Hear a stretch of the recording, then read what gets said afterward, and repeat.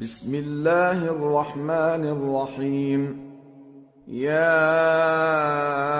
أيها المزمل قم الليل إلا قليلا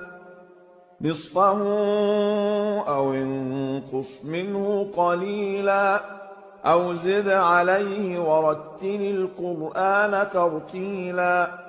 إنا سنلقي عليك قولا ثقيلا إن ناشئة الليل هي أشد وطئا وأقوم قيلا إن لك في النهار سبحا طويلا واذكر اسم ربك وتبتل إليه تبتيلا رب المشرق والمغرب لا إله إلا هو فاتخذه وكيلا واصبر على ما يقولون واهجرهم هجرا جميلا وذرني والمكذبين أولي النعمة ومهلهم قليلا إن لدينا أنكالا وجحيما وطعاما ذا غصة وعذابا أليما يوم ترجف الأرض والجبال وكانت الجبال كثيبا مهيلا إنا أرسلنا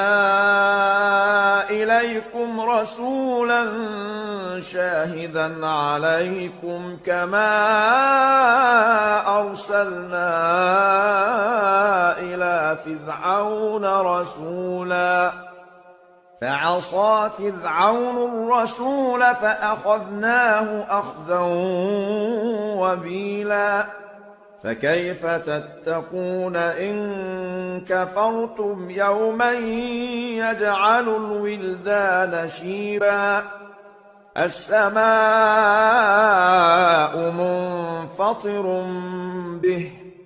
كان وعده مفعولا إن هذه تذكرة فمن شاء اتخذ إلى ربه سبيلا إن ربك يعلم أنك تقوم أدنى من ثلثي الليل ونصفه وثلثه وطائفة من الذين معك والله يقدر الليل والنهار علم أن لن تحصوه فتاب عليكم فاقرؤوا ما تيسر من القرآن علم أن سيكون منكم مرضى وآخرون يضربون في الأرض يبتغون من فضل الله وآخرون يقاتلون في سبيل الله فاقرؤوا ما تيسر منه وأقيموا الصلاة وآتوا الزكاة وأقرضوا الله قرضا حسنا وما تقدموا لأنفسكم من خير تجدوه عند الله هو خيرا وأعظم أجرا واستغفروا الله